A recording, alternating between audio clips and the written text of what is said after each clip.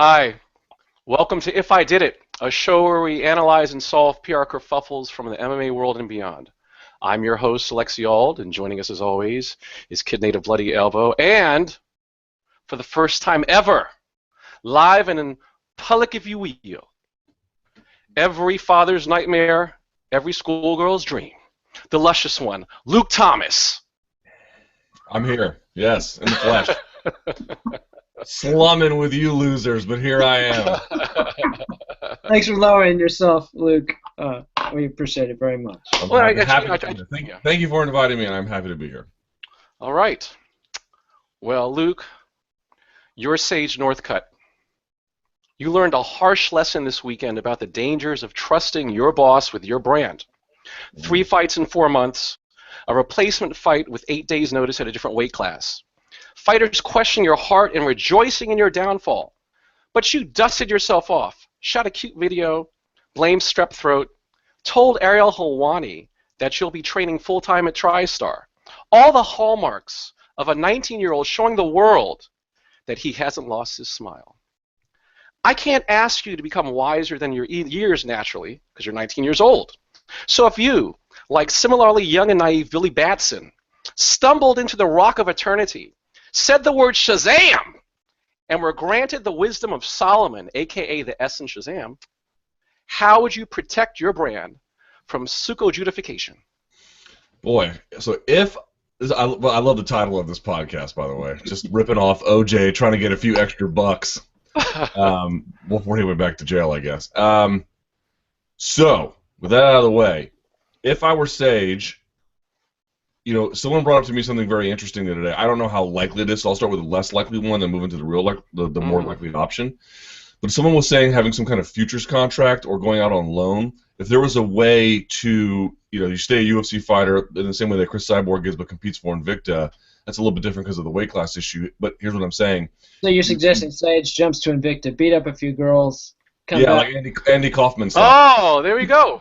No, but here's what I mean. Like, if you take any other brand that's on Fight Pass, now some of those aren't very reliable in terms of getting shows up, like Titan. But okay, just think in theory, if you had the option to go get 2 shows down there, would you? Or 2 fights down there, would you? Seems to me that's a reasonable option. You stay as a UFC fighter and then you come right back. You wouldn't be gone that long.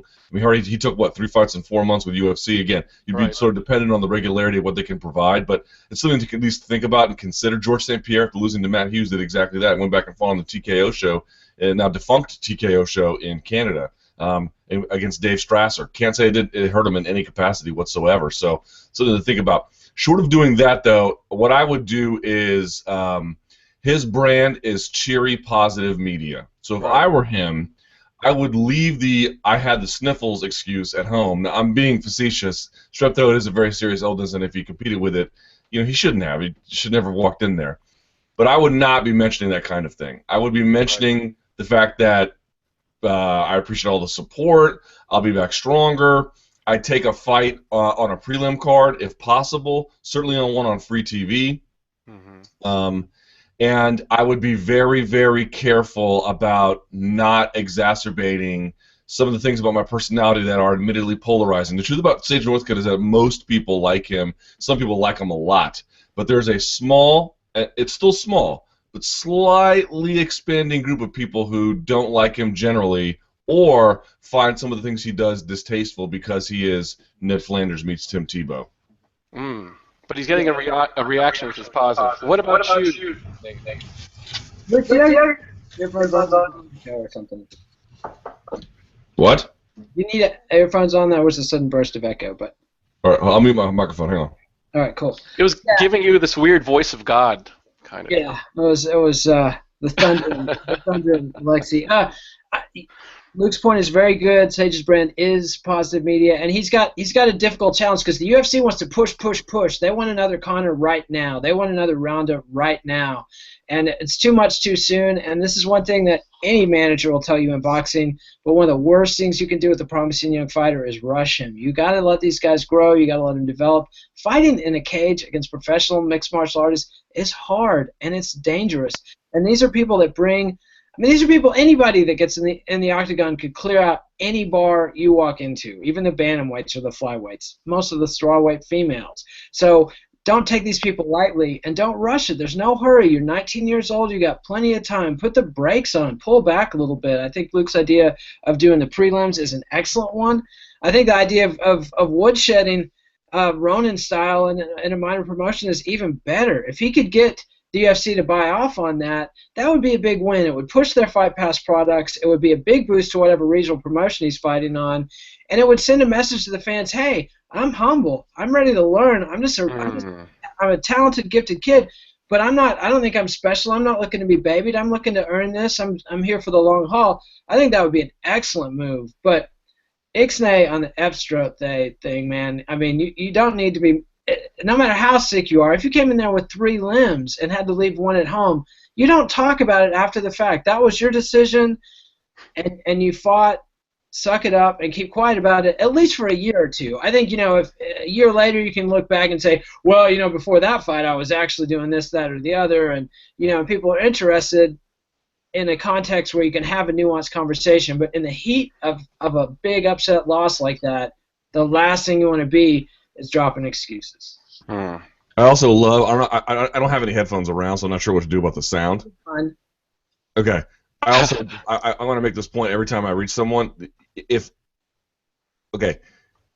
There is a clear portion of his fan base that thinks that Sage Northcutt is 11 years old and dying in St. Jude's Hospital, and they feel the need to infantilize him in ways that are shocking. But that's actually like something I would use if I was him. You have these kinds of people who literally, I mean, Sage Northcutt, his first interview after getting waxed is, I was sick. That's the first thing. And there are people out there being like, I didn't hear any excuse. What? Are you deaf? Or do you just have extraordinary listening comprehension issues? Sounds to me like you got one to do. But that just tells you that you've got this like paternalistic bond with some of your fans. That's something you should milk and exploit and use, not in any kind of nefarious way, of course. No, exploit and utilize it. I mean, that's the thing that's so funny about him too, is the fact that this whole rush. I can't recall the last time. I don't know if I ever have, where people were rallying like, "Don't you dare criticize him. He's only 19 years old, for God's sake. He's a kid. Leave him alone." And then people are like, "Wait a second. He's a fucking professional. He's a professional fighter." And we criticize rappers that are 18, 19 years old. We criticize Kardashians. Oh, what's with the kids' gloves? He's old enough to be a part of forced rectal feedings at Guantanamo Bay. That means he's old enough to be criticized. So, just want to make that known. I don't know if he has a security clearance for that kind of important. You know what? With that $1 million smile, wouldn't take too much. And also be a hell of a reality television show too. Sage Northcutt. Sage Northcutt does forced rectal feedings. Yeah, exactly. It's like, it's great, guys. Oh, gee willikers. I love it, especially on Fight Pass. Check it out. Luke, if your old boss Frank Luntz is watching this, he might be pitching this to somebody in the military right now. I think I know how we can turn around the numbers on Guantanamo Bay. Gotta verify in a dial session if I know Frank. He kind of does look like Sage, like the Fallout boy, kind of Vault boy, like from Fallout. Like, so he totally has that. Hey, there we go. Luke Thomas, you're coming on, even though you're allegedly slumming it. You are bringing PR value and marketing value to fighters, and so this is what this show is about. This is what this show is about. Speaking of what it's about, Nate, you're a Bellator. After former UFC champion and international star Benson Henderson announced signing with your company, he not only told ESPN's Brett Okamoto that the infamous Reebok deal was a huge factor in his decision to sign with Bellator. He used the dreaded U word. Quote, Bellator is open to a fighters' union. Fighters binding together to see what's in our best interest, end quote. Is it in your best interest as Bellator to parrot these points in a PR push, or do you continue to allow the UFC and its former fighters to do the work for you? I would go the latter course. I mean, you're walking a little bit of a tightrope here. Scott Coker's very good at making fighters perceive him as a fighter's guy, and that's a great asset for a promoter to have. People like to work with him. People like to fight for him. Fighters that have fought for him in the past are very loyal to him. Fighters like Tim Kennedy, who fought for Strikeforce and came over to the UFC with the acquisition, are openly talking about they want to go back and work for Coker again, despite the knock, the drop down and competition quality. The thing is, he keeps signing people like Benson Henderson, and yeah, Benson's, on the downside of his peak, but he's pretty close to his peak. If you draw it on a bell curve, he's still in the top, the top 10th of his career probably. He's got a long way to go. He's not a superstar in the UFC, but on Viacom, on Spike, he'll do very well. And this word gets out, and fighters, it's a small pool, and if he's, showing his bling and picking up sponsors and making a lot more money than guys that are doing better than him in the UFC, they'll notice that. And they've got wives at home, they've got mothers and fathers that are going, "What? This fighting thing's crazy. When are you going to make some money?" And they see somebody else driving around in a flash car or buying 3 or 4 houses, and they're going to want to have money to spend foolishly too. So yeah, no, but I don't think you want to be. I mean, Coker is still an employee of Viacom, which is a big evil corporation. Like, remember what happened when? Come on now. I'm not saying there's anything wrong with that. That's what they're supposed to do: maximize shareholder value. Fuck everything else. It's a clear definition of sociopathy. That's what we want in companies. So you don't want to advocate for a fighters union, but you let fighters say things like that all day long. Like, I mean, some imaginary fighters union is like way down on the list of things Scott Coker has to worry about. What about you, Luke? Yeah, this is an interesting one. When he said that, when Benson Henderson came and said, "Wow, this is Bellator's interested in the fighters union," I'm like, I don't know who told you that, right? Or I mean, Scott Coker is a couple things. Number one, he's a few things. He's an excellent promoter. I think we can all agree by that now. He does it the right way, in terms of, especially in terms of talent acquisition, both from the ground up, side and free agents from the top down. That's how good GMs build NFL football teams. But okay, neither here nor there. He's a company man. He does exactly what the company wants. Not that he's dictated to, but that he certainly understands what their expectations and missions are, and he tries to fit those the best he can. And I'm thinking third, Nate is right. He's got this rep as like a fighter's guy. Like, not so much if you have a grudge, come see Scott, but Scott, he's not the wolf in Pulp Fiction, right? But he is a guy who, whose brand is fostering positive relationships with fighters, building long-term alliances, and then milking those over time, right? That's what he does. But one thing he's not is in favor of a fighters union. I've asked him about it any number of times. He's never said anything about it in any kind of real affirmative way. He's a guy who defers to commission regulation because I think Bellator's not in a point where it's ready to be regulated in any kind of stern way, to be perfectly honest. So I think it's good for Benson Henderson. If I'm Benson Henderson, let me just do some couple positions. If I'm Benson Henderson, this is absolutely the right move. To Nate's point, if someone asked you, are Benson Henderson's best days ahead of him, you probably would say no, although you can't be too sure. But even if you say yes, that doesn't mean bad days are ahead or cheap facsimile of what it was is ahead. He's still really, really good. Well, especially considering, they do have some strong fighters in Bellator, but in terms of the kind of fights that you could line up, if you're knocking people out or submitting them, you look hella good, and people forget all this stuff about level of competition sometimes if you're just finishing dudes when you weren't. And I was at the Dynamite show. I saw Phil Davis. That guy could not have had a bigger smile on his face. That was a real uplifting thing for him, no doubt about it. And Benson Henderson doing that and getting paid at the same time, sending maybe being a bellwether for other guys. If I'm him and his family, I'm thinking this was the right call. If I'm Scott Coker, I also let people go. I don't know who told them that they're a pro union, whatever. Let it ride. Scott Coker's the king of just letting it ride, letting things, never saying, well, he's the king of saying we're over here, they're over there, and nary the twain shall meet. When in fact they're competing for the same resources. But if you can let the impression out there that you're not doing that, and let the other guys do the dirty work for you, you just begin. It's false information. It's false information that benefits you. That's a rare treat.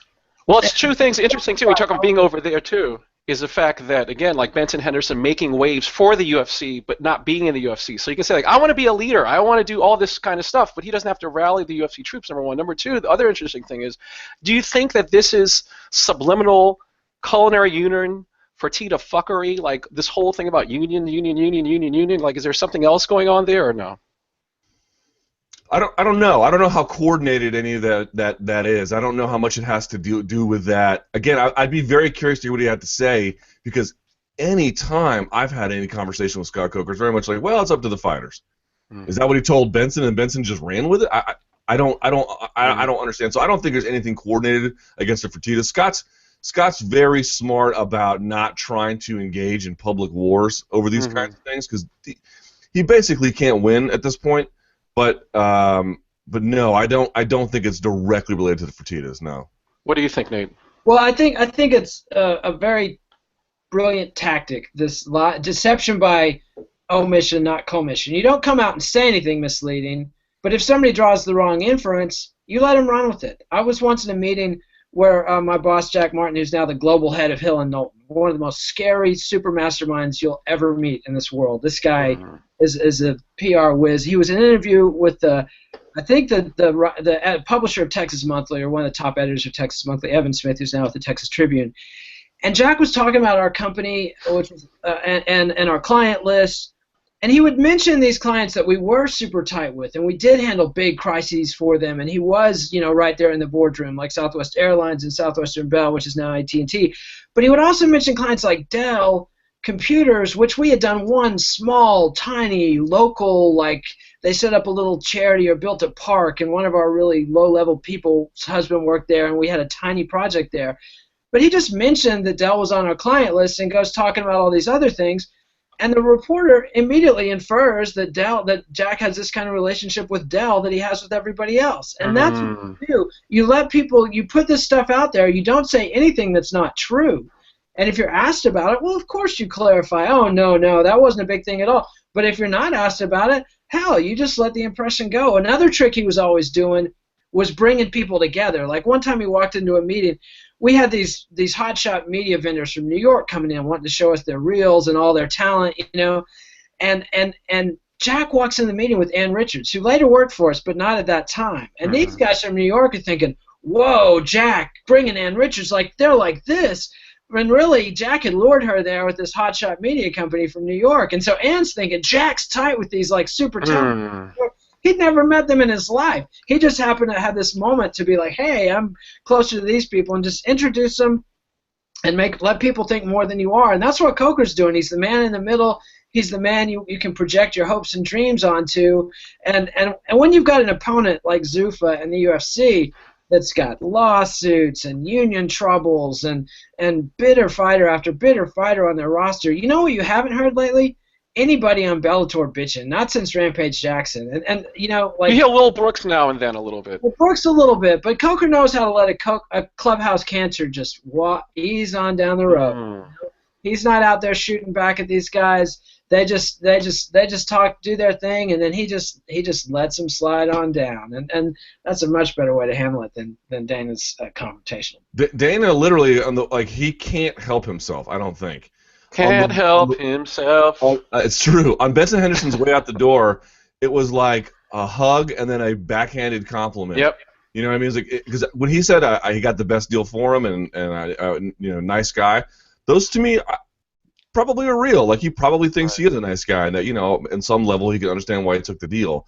And then made this like absurd rankings argument that was only true if you know nothing about the rankings. And also sort of irrelevant to the point, like, oh, here's this money you can have if we decide you get an opportunity to make money, but you don't have any real say. I mean, you could beat the whole free world and still not get any of this money. It's like, well, no wonder he took the upfront money, because he didn't do any of that stuff. Whatever. Right. Yeah, I offered the guy picking a poke. He didn't take it. What was the son of a bitch? So, since you brought up the UFC, Luke, this weekend your fighters rejoiced at the derailing of another UFC hype train, the third in at least 2.5 months.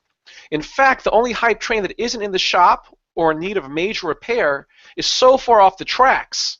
You seem to want it crashing too. Should you have done a better job hiding your fair-haired favoritism? Or is their crash and burn better for your brand as an ultimate fighting meritocracy?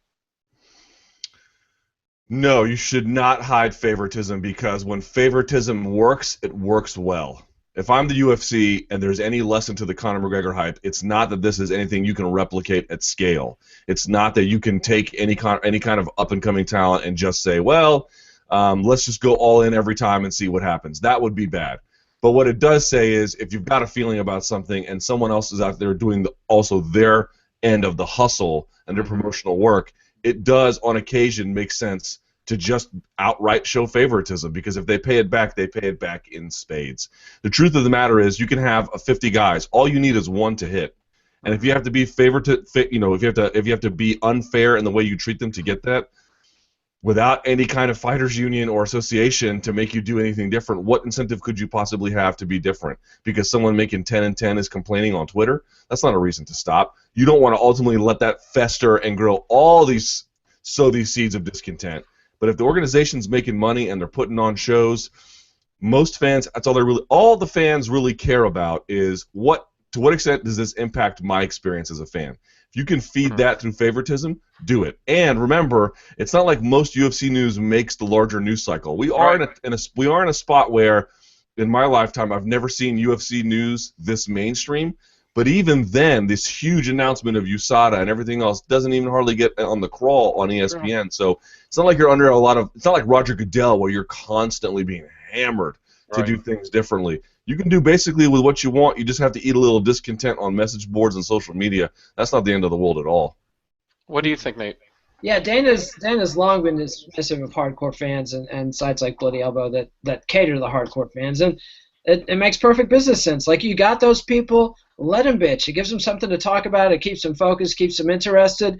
And Luke's right, although I don't think it's just you don't need to just hit with one. Like, they had Conor McGregor and Ronda Rousey last year, plus a sprinkling of John Jones, which wasn't all good news, but the net effect of it was positive. But you need at least 2 or 3 of these big stars. Like in the era before that, they had GSP and Anderson Silva. Before that, they had Brock Lesnar. Before that, they had Randy Couture, Chuck Liddell, Tito Ortiz, et cetera, et cetera. You need a little mix. But when you get somebody that's hot, push them. When the cow is burdened, milk it. I mean, this goes way back to the beginning of the UFC. In the early days of UFC, anybody who was involved will tell you every hand was on the scales in favor of Royce Gracie. Royce had his own dressing room. Everybody else is out in a barn somewhere. I mean, Royce got special treatment, special bookings. The lottery was probably cooked in his favor. That's just how the world works. I mean, certain people get the push, certain people don't. If somebody's a golden boy, has something special, golden girl, special talent, special charisma, push them. Ride that pony. That's the name of the game. Right. I mean, you even see, like, from a record industry comparison, how you get to a point in which you'll have one, or even in the publishing world, well, you'll have one person who will bankroll like 10, 15, 20, 30 other people, and you have the superstar system, almost like this meritocracy, belief in meritocracy and like the American dream, like, if I work hard enough, I'm going to be one of those people. And you have enough of those individuals that are doing it, whereas the people that are crass and crabby, they get the boot or blow up and change your tune. So anyway, so we got changing your tune. Nate, you're Dr. Anna Maria DeMars. You told Submission Radio that you predicted your daughter Rhonda would lose to Holly Holm because she, quote, trained with an idiot, end quote, known as Edmund Tarverdyan. You also claimed that as a former world champion, you know what it takes to win and are concerned that if Rhonda doesn't change camps, she'll be beaten again by Holly Holm. With Tarverdyan receiving a 3-month suspension by the California State Athletic Commission, your wish of fate intervening doesn't seem likely. Is there anything productive you can accomplish via public comments? No, I think Rhonda's mom can if she wants to help, she can just keep her mouth shut. Like, I don't think this is doing Rhonda any favors. It's keeping Rhonda in the MMA news world, but it's not like the audience Rhonda cares about is the Jimmy Fallon show and Stephen Colbert and Saturday Night Live and the big media opportunities. They're not talking to Rhonda's mom. Nobody cares in the audience that Rhonda needs to reach about what Rhonda's mom is saying. However, it does have a trickle-down effect. Like, people like TMZ are watching this, and the more she stirs this up and turns it into a shit show, at least she's not bitching about Travis Brown. That's all I have to say. Like, just please, Mom, keep your mouth shut about the boyfriend/fiance. Like, just keep it quiet. You're not doing any good by talking about the manager. All you're doing is causing more attention to fall on the manager. or the trainer, and the guy is a disaster, like criminal record, suspended by the athletic commission for cause, just on and on. The financial disasters, not paying his taxes, just like let that guy play Scott Coker a little bit and be discreet and be quiet and let Edmund have his own downfall. Ronda's got 2, maybe 3 fights tops left in her career if everything goes great for her. She wants to get on down the road to Hollywood, maybe win the home rematch. Maybe it'll be a Tate rematch and she can win that and then get a home rematch. And win or lose, that's a lot of money. That's another year or 2 in MMA. Build her star bigger for Hollywood. I mean, like, a year ago, she had something like 4 million Facebook likes. Now she's got 10 million. I mean, Right. I think she doubled her Facebook following since she lost. It's not the end of the world to lose a few fights. Ronda's playing a different game than just a really small-minded focus on sports competition. What do you think, Luke? All right, so are we presuming the position of Ronda or the position of Ronda's mom? Ronda's mom. Her mama. Her mom. Wow. Well, knowing her mother, I mean, I don't know her well, but like having talked to her a number of times, asking her to be quiet is a fool's errand. That is not going to work. Wow. What do you do here? Because you're not wrong, and you're trying to affect change, right? That's why you're saying it. The question is, do you want to affect change and not be wrong, or do you want to do you want to potentially, I don't know if she's going to jeopardize a relationship with her daughter, but certainly, make for some uncomfortableness such that it exists, and you could potentially, not help in the end, right? It could all backfire. She could not be, even if you're right about your assessments, this is not assisting in any kind of way that makes her fight better.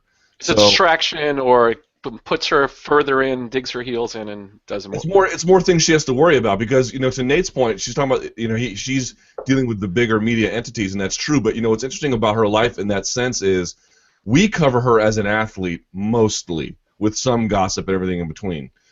That level of the media covers her mostly as gossip, very little as an athlete. That's the switch there. If you go to like sites, they cover. Here's Ronda Rousey in yoga pants getting Starbucks. Right. She's just like us. Right. Here's her holding hands with Travis Brown walking her dog.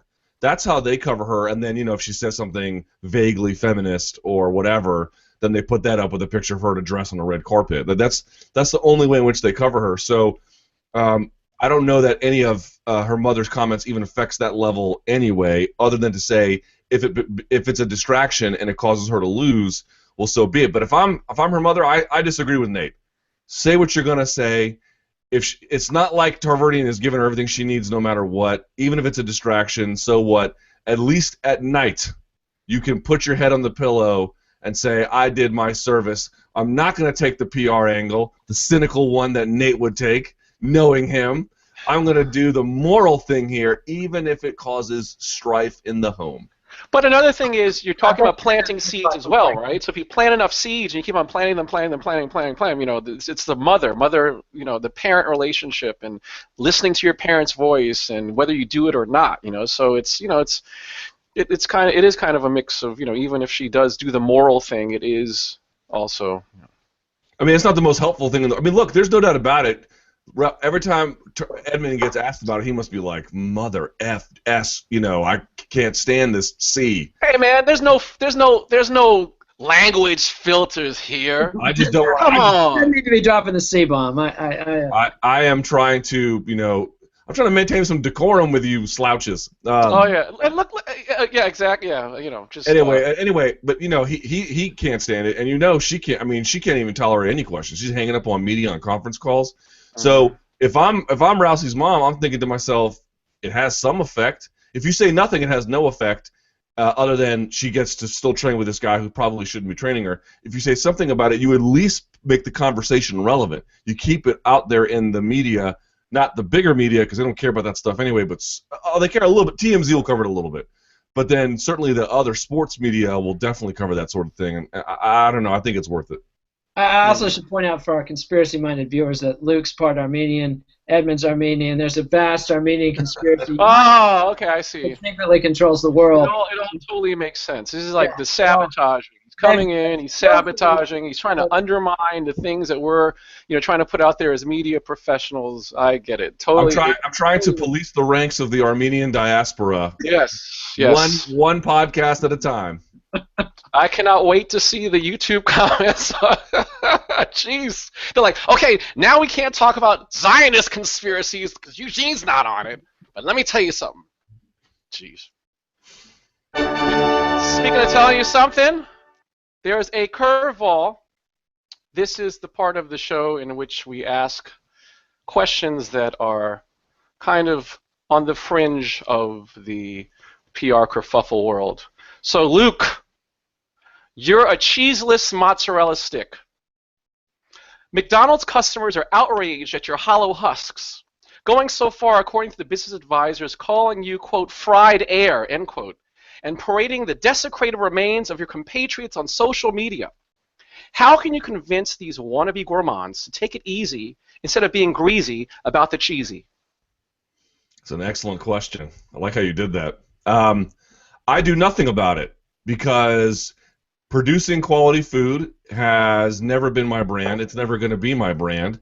I don't really care about bad publicity on social media because it keeps McDonald's relevant, which they needed. They had a bad few quarters, a bad few years, really. And really, if you're looking at how McDonald's is doing, the all-day breakfast appears to be one thing they've done right in the last few years. Their business is back up, I'm not saying considerably, but enough to warrant some positive feelings on their side. And look, Starbucks baristas routinely misspell people's names. People love putting it on Instagram and on Facebook and on Twitter. It's the same kind of thing. Not exactly the same because there's no cheese in the stick, but it's McDonald's. If you're going there to eat cheese sticks, you're probably related to Stephen Avery in some capacity or another. And you don't deserve to eat good cheese sticks anyway. So I don't think it means a whole lot. I don't think it means a whole lot. I don't think it's going to affect the brand a whole lot. And it may honestly be not a net positive, but not much of a net negative. What about you, Nate? I just get out there, put a little more salmonella on some chipotle, and one of the best dirty tricks takedown campaigns you've ever seen. Yeah, I mean, who cares about the mozzarella sticks at McDonald's? That is what you do, because you're a cheeseless mozzarella stick.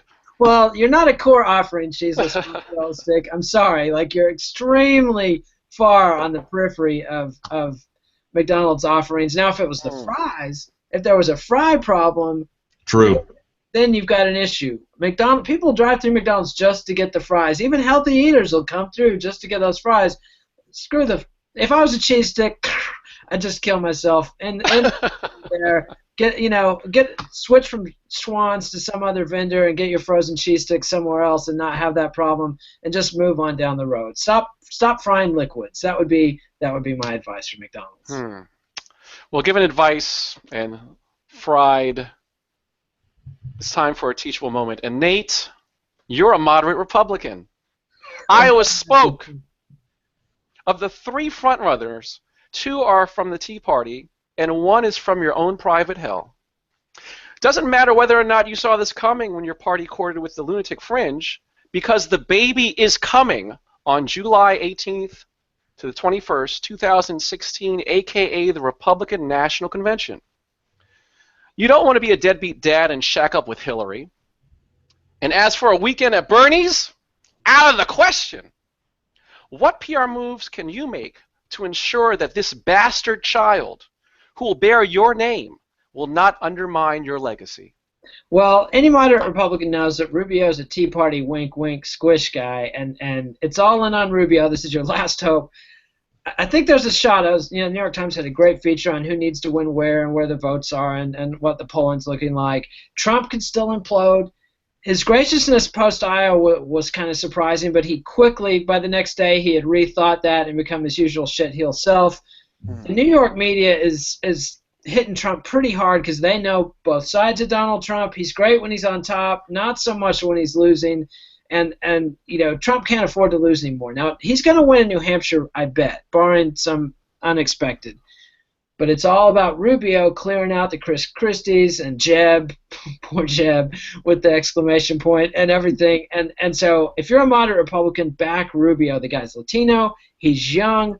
The media has an investment in this narrative that he's the moderate, even though he's not moderate at all, to the extent that he has any principles. He's more than happy to go wildly conservative or radical at any time. I mean, Hillary's a true conservative in the race. She wants to conserve Social Security, conserve the status quo.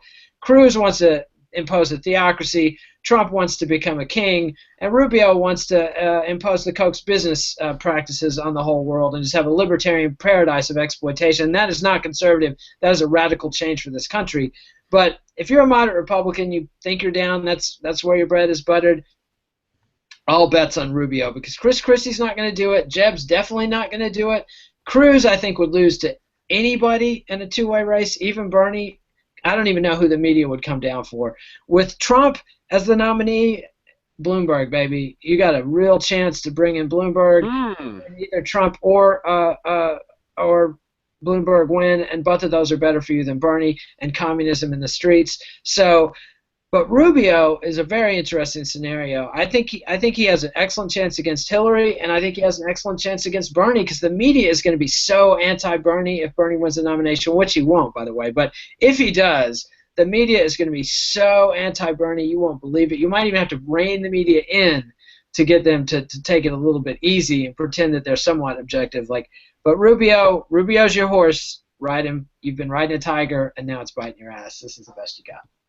What do you think, Luke? All right, so if the question is, if you're a moderate Republican, do you stick with Rubio? Is that the idea? No, the question is, if you're a moderate Republican, given your choices, the fact that you have these three guys that aren't representative of your best interests, but they're Republicans, how do you deal with the fact that this is what hand you're dealt with? Well, most of the moderate Republicans I know, and then granted this is D.C., so take that for what it's worth, they're all establishment tied. And if you're an establishment guy, you were maybe at one point with Bush, but he's literally in New Hampshire saying, please clap, and on Twitter, please retweet. Truly, and to quote Dick Cheney, what is it, the final throes of defeat here? This is where he's at, So listen, if you're, it's interesting. Jimmy Carter came out and said if he had to choose between Cruz and Trump, he would choose Trump. So I think the issue is Rubio being labeled a moderate is a fiction and a function of the fact that he's young. I can tell you that my wife, being Latina, some of her Latina friends are not Republican, but they like Marco Rubio, and I swear to God, it's like, why? And they say, well, because he speaks Spanish fluently. There's a certain kind of flair and newness, and he's young and what nation? Where in is your wife from? Yeah. My wife's from Colombia. Okay. But her friends in the city are, Bolivian, Puerto Rican, Mexican. There's not a whole lot of Colombians per se here. Right. And there's a certain kind of appeal to that because, look, and he talks about NWA on various interviews where, it's from a policy perspective, there's almost nothing about him that is entirely moderate. But given the three choices, I'm going to side with Trump, even though I think supporting him personally is unbelievably unethical, and he says outrageous things. He's one of the few that talks occasionally pretty poorly about Wall Street. He's one of the few that talks occasionally pretty poorly about certain trade deals. And you would say, well, a moderate Republican doesn't want to talk bad about Wall Street. That's true, but Cruz will do nothing but, and Rubio to a larger extent, have largely similar policies about hands-off, deregulation, that sort of thing. So I would say that Trump at least offers you some kind of, I don't want to say populism exactly, some kind of choices in certain areas of policy that are not quite so on the fringe necessarily tied to what we consider to be the establishment. And I guess I would also say that there's that open question of to what extent is all this from him an act, a guy who appeared to be a lifelong moderate liberal, now sort of chumming it up with Jerry Falwell on stage and right-wing and bitter, clinging proud, claiming Sarah Palin. This is all a ruse. I don't know that I buy much of that. So I would take a gamble if it came to that and say maybe Trump, understanding that if any three of those guys get elected, my first order of business is either a plane ticket to Australia or finding the biggest, armor-piercing bullet so I can eat it. Oh, man. Well, I asked you earlier about the nationality because I didn't know there was this Washington Post article talking about, the resuscitating the hatred of Cubans, and I was uncertain whether or not, your wife was on the spectrum of being from a group that's traditionally like anti-Cuban. No, no. In fact, quite the opposite. Most Colombians, many have been to. Remember, they don't have any restrictions on travel. Right. So for them, it's not. I mean, they don't go there all the time, I don't suppose. But one of my in-laws goes there once a year for a doctor's conference. Like it's not nearly as exotic in that sense. But there's no personal animus tied to it, even though the Colombians and the Americans have what is supposed to be a harmonious relationship relative to, say, Venezuela or Bolivia or any of the new left leaders of Latin America who have defined U.S. relations. Right. That's a big split between, and I'm very curious to see how it plays out if Rubio or even Cruz is the nominee. Are Latinos from Mexico going to be interested at all? Because in my experience working in Texas campaigns around the country, Mexican Americans hear words that come from a Cuban dialect, and their hair bristles. They pick it up. We had a translator once on the campaign that was Cuban and learned Spanish to Cuba. He would throw those idioms in, and we would get so much bad feedback from the Mexican voters that they just do not want to hear it. And so I think both Cuba and Mexico want to be see themselves as natural leaders in the Latin American world. And I don't think that Cuba has that rivalry with, say, Puerto Rico or Colombia or whatever. So I'm very curious to see if he can sell that brand of Cuban, if that'll go over with the Mexican American voters or not. Yeah, that's the part I was thinking about too. On the one hand, you have what he can do where if you speak Spanish, it's good. His Spanish is legit, no doubt about it. My wife says it like there's not a hint of an accent in it when he talks, and so I think that's appealing to many people. And you really wonder how many of those Latino immigrants are even in touch with some of his ideas about what to do about immigration generally. And again, this is where the moderate part completely just sort of falls to pieces. But to your point, it's funny, and everyone's like, oh, you should, take for example something simple, Latin radio station. What does that even mean? Right. Music from across the region is entirely different. They have nothing hardly at all in common other than the lingua franca. Everything else is totally different. At the same time, though, I don't even know if Cruz speaks Spanish, and even old George W. Bush speaking a little bit of Spanish helped him galvanize some votes. Right.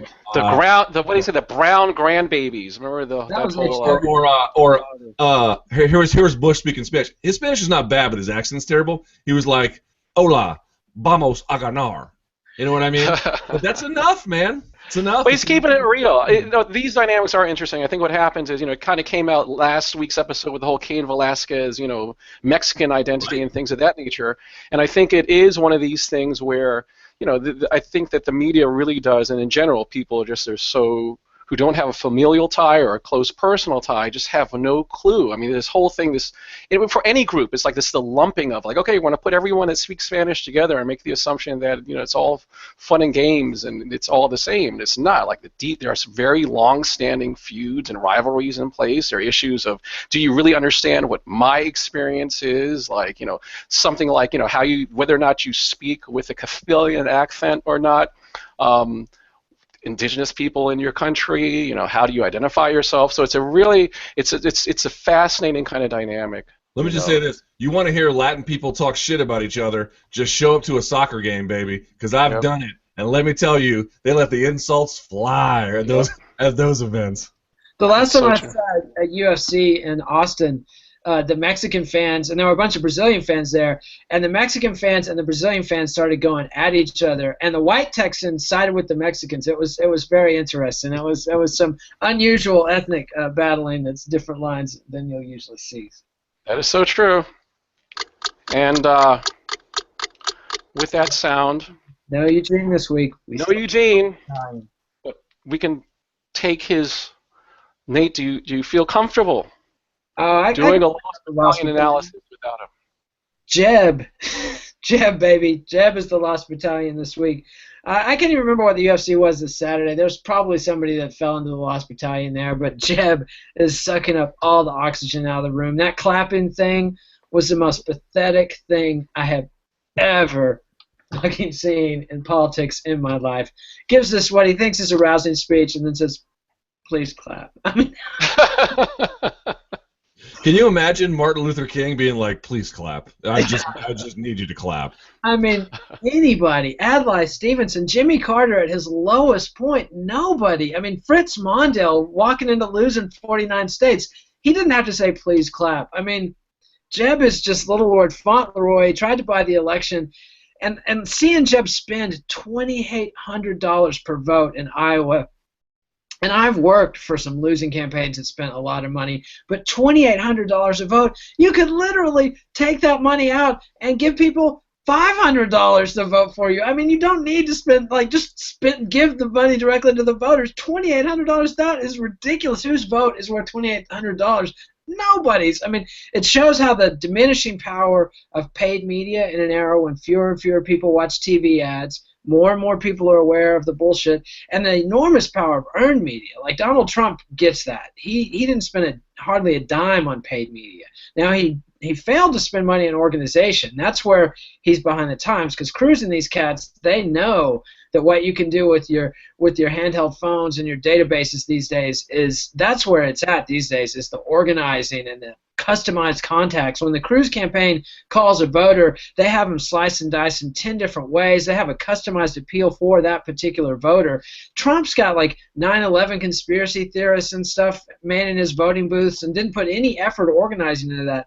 And that's just crazy. But Jeb is, I think Jeb knows at this point. I think it's Phantom Toll Booth, as Eugene would say, rather than Lost Battalion. I think Jeb's in on the joke, and I can only imagine he's continuing, because I don't know what the alternative is if you're Jeb Bush. He's looking at a lifetime, what's left with his parents, of Barbara Bush just crucifying him at the dinner table every time they get back together. W, one of the biggest failed presidents in history, is going to be able to lord it all over him forever. And these two guys have never liked each other, and have always been bitter rivals. And Jeb was the one who was supposed to be the family's political dynasty, except he lost his first shot at the governor's race in Florida, threw off the timetables. Poor Jeb, Lost Battalion of the Week. I can't wait to see his movie. I mean, I thought that, I don't know if you guys saw the Oliver Stone W movie, which probably had the biggest amount of footnotes online for any kind of feature film. But if they could make you feel sorry for W, I mean, it'd be really interesting to see what they do with the Jeb movie just waiting to happen. I'm still waiting for him to break out the Marionberry chicken dinner taxi cab service to the polls.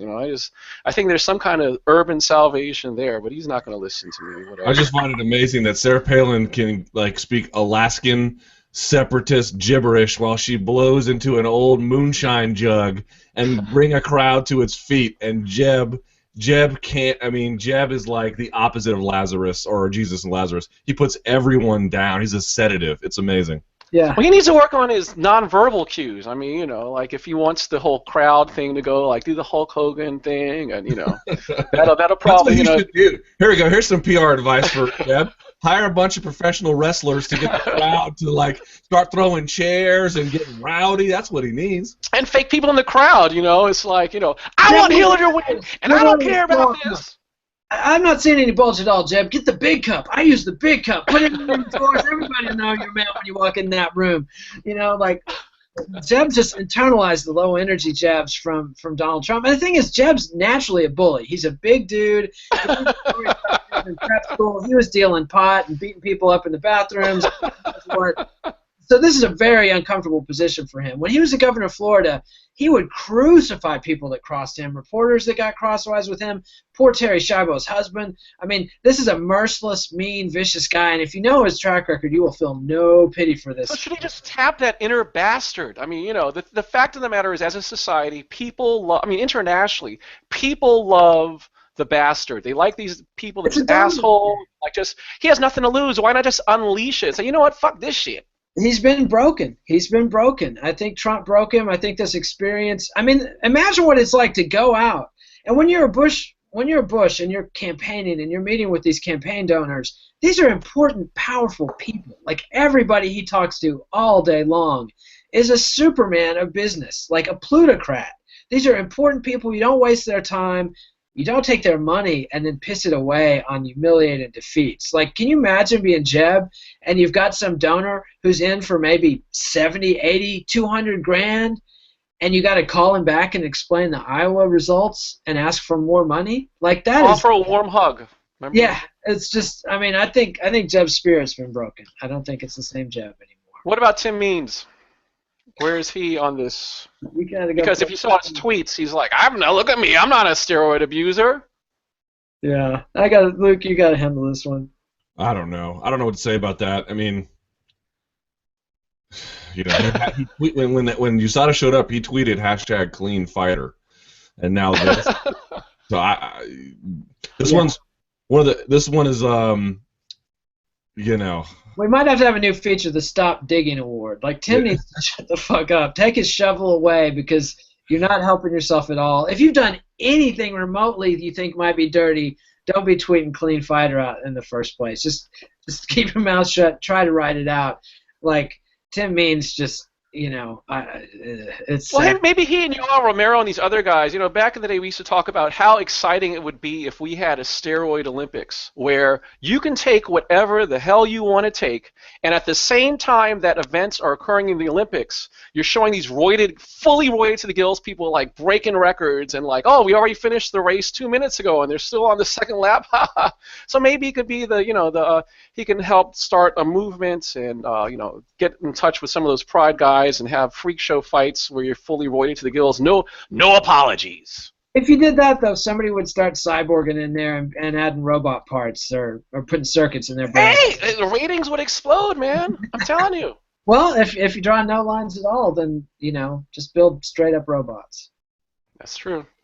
And speaking about robots and lines through, I think that's the end of our show. Thanks for joining us. Follow us on Twitter at KidNate, at SBN Luke Thomas, at Alexi Old. Please give us a thumbs up. Who's going to do the Eugene thumbs up? I got to do it. I got to handle this. Is how you do it. All right, there you go. No. Leave comments on YouTube. Subscribe to MMANation.com on YouTube, MMA Nation on iTunes. Visit Bloody Elbow. Read Luke on MMA Fighting. Check out his radio show on Fridays, 4 to 6 p.m. Eastern Standard Time on SiriusXM, Channel 93. Make sure you check out all 4 of us are on Amazon, or if you don't like Amazon, all 4 of us, good grief. Check out 2 of us on Amazon, because, Luke, I don't think you have any things that you've published, I'm not a published author yet. Okay, here we go. But there's a lot of time. We'll be back next week with another installment, If I Did It, and we don't know what we'll be talking about yet because the PR mistakes have yet to be made.